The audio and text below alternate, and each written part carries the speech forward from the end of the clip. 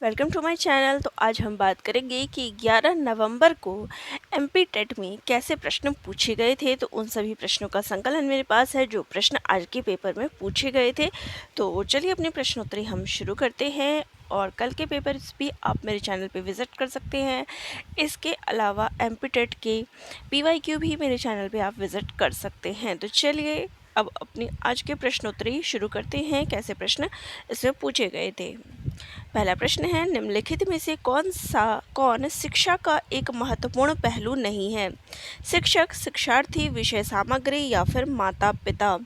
तो देखिए यहाँ पे हमसे पूछा है शिक्षा का महत्वपूर्ण पहलू। तो शिक्षक होता है, शिक्षार्थी होता है और विषय सामग्री होता है, लेकिन माता पिता इसके अंतर्गत नहीं आते हैं। तो हमारा ऑप्शन डी जो है यहाँ पे हो जाएगा। चलिए नेक्स्ट क्वेश्चन लेते हैं। तो नेक्स्ट क्वेश्चन है,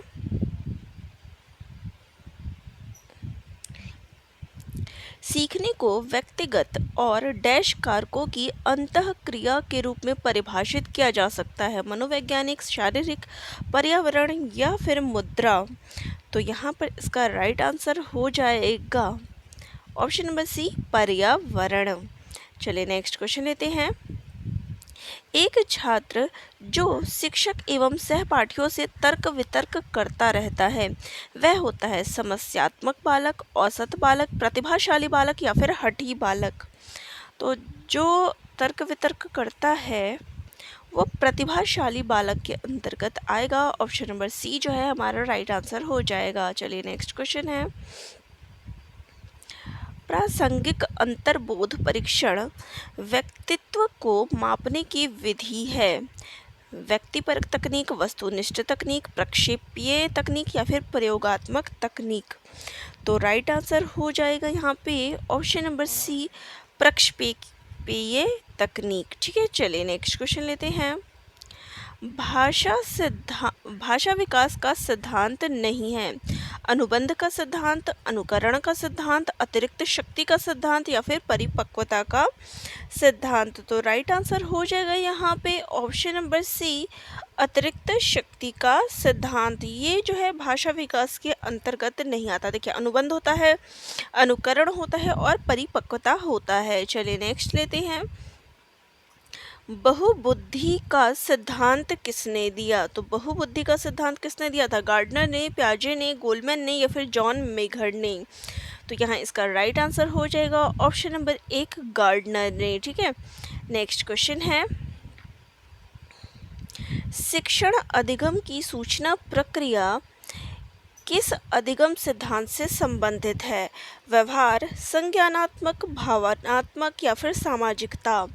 तो शिक्षण अधिगम की जो सूचना है ये संज्ञानात्मक होती है। हमारा बी ऑप्शन करेक्ट है। चलिए नेक्स्ट है, एक शिक्षिका ने छात्र को अपने पास के एक पेड़ का चित्र बनाने का कार्य दिया है और वह सभी चीज़ें जो उस पेड़ के चारों ओर देख सकती है। यह अधिगम कौन सा तरीका है? अवलोकन विधि, प्रदर्शन विधि, रचनात्मक अभिव्यक्ति विधि या फिर खेलकूद विधि।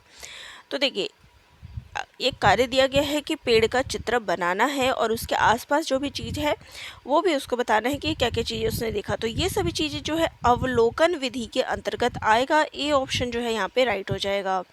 नेक्स्ट क्वेश्चन है, सरल, भारत और रशिया के समुद्र विज्ञान के अध्ययन के लिए एक संयुक्त उपग्रह मिशन है। तो ये किसका मिशन है? रूस का, फ्रांस का, इजराइल का या फिर श्रीलंका का। तो ये राइट आंसर हो जाएगा यहाँ पे ऑप्शन नंबर एक, फ्रांस का। तो देखिए यहाँ पे जीके के क्वेश्चंस भी आ रहे हैं जो कि विज्ञान से संबंधित हैं। तो विज्ञान से संबंधित जो भी जीके के क्वेश्चंस हैं आप जरूर पढ़ के जाइए, प्रश्न आ रहे हैं। चलिए नेक्स्ट है, देखिए अभी जो कुछ सालों के पेपर्स आ रहे हैं उसमें जीके भी पूछी जा रही है लेकिन वो विज्ञान से रिलेटेड होती है। चलिए नेक्स्ट है, निम्नलिखित में से किस देश का पहला उपग्रह था? तो देखिए एरियल 1 संयुक्त राज्य अमेरिका का था, यूके का था, रूस का था या फिर चीन का। तो एरियल 1 जो था वो कहाँ का सैटेलाइट था?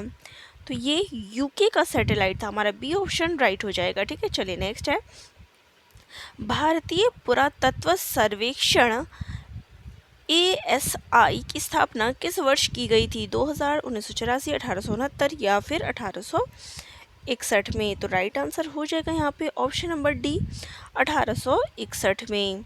नेक्स्ट क्वेश्चन है, कौन सा भाषा दोष है जिसमें गले की मांसपेशियों में ऐंठन हो जाता है?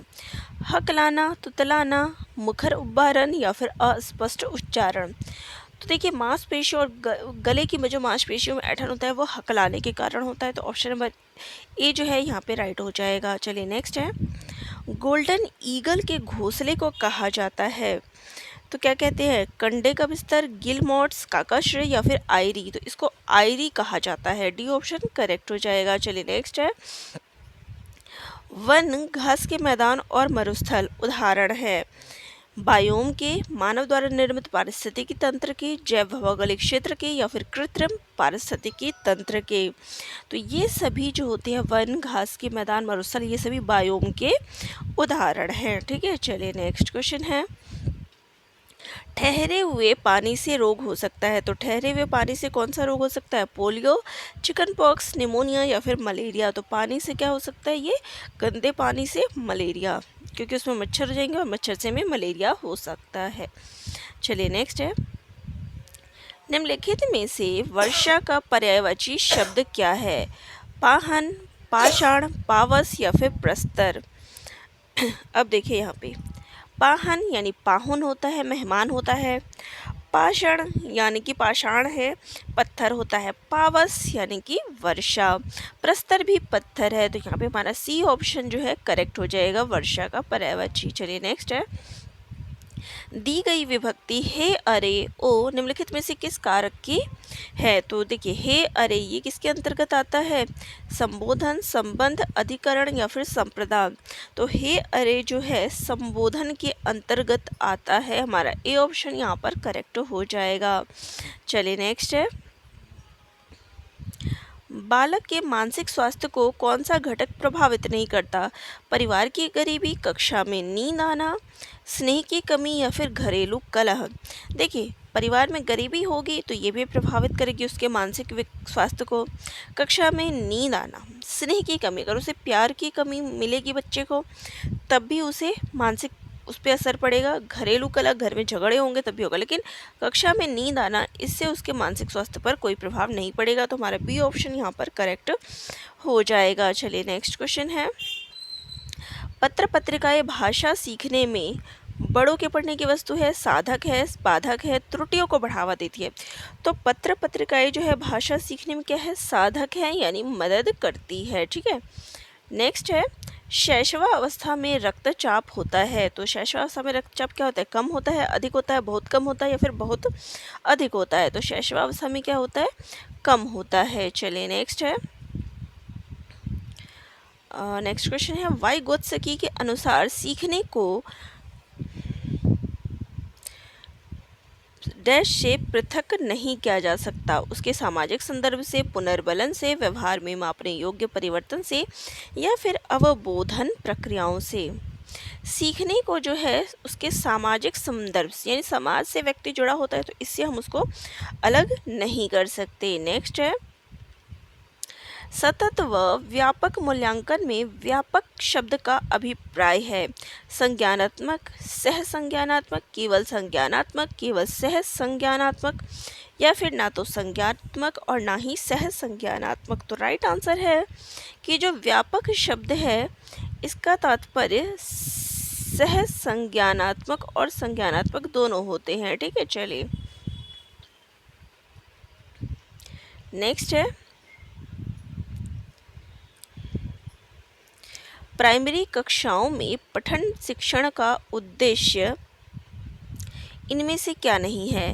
विद्यार्थी पाठ्य पुस्तक अथवा उसके जोड़ की पाठ्य सामग्री को शुद्ध उच्चारण, उचित स्वराघात एवं बलाघात से के साथ पढ़ सकें, विद्यार्थी उपयुक्त गति से पढ़ सके, प्रश्नों के उत्तर याद कर सके, या फिर विद्यार्थी अपने स्तर की पुस्तकों के अध्ययन से मनोरंजन प्राप्त कर सके? तो ऐसा होना चाहिए जो प्रश्नों के उत्तर विद्यार्थी आसानी से याद कर सके, ये इसके अंतर्गत नहीं आता, क्योंकि प्राइमरी जो कक्षाएं होती है इसमें इतना इम्पोर्टेंट नहीं होता है कि पठन शिक्षण का उद्देश्य नहीं होता है। ठीक है, चलिए निम्न में से संज्ञानात्मक संप्रति का न्यूनतम स्तर क्या है? अनुप्रयोग, बोध, विश्लेषण या फिर ज्ञान। तो ज्ञान जो है ये न्यूनतम स्तर है। ठीक है, चलिए नेक्स्ट है, बहुसांस्कृतिक पृष्ठभूमि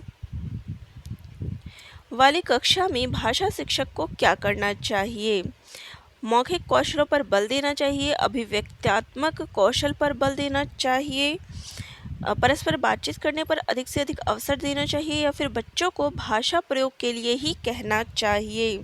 तो इसका राइट आंसर हो जाएगा यहाँ पे ऑप्शन नंबर सी, परस्पर बातचीत करने का अधिक से अधिक अवसर देना चाहिए। सी ऑप्शन करेक्ट हो जाएगा। चलिए नेक्स्ट है, तो यहीं तक हमारी प्रश्नोत्तरी थी। और बाकी जो क्वेश्चंस होंगे अगर आपको मिलते हैं तो आप मुझे कमेंट बॉक्स में कमेंट करके ज़रूर अपने प्रश्नों को शेयर करिएगा। ये मेरे प्रश्न थे जो पेपर में पूछे गए थे, जो मुझे प्राप्त हुए हैं। आप भी मुझे प्रश्नों को शेयर कर सकते हैं। और जिनको भी एमपीटेट की तैयारी करनी है, आगे अभी पेपर जो है आपका 30 तारीख तक होगा, तो जिनको भी तैयारी करनी है वो मेरे साथ यहाँ पे जुड़ सकते हैं, ताकि डेली हम प्रश्नोत्तरी भी इस पर आधारित कर सकें। तो मिलते हैं नेक्स्ट वीडियो में। सभी का धन्यवाद।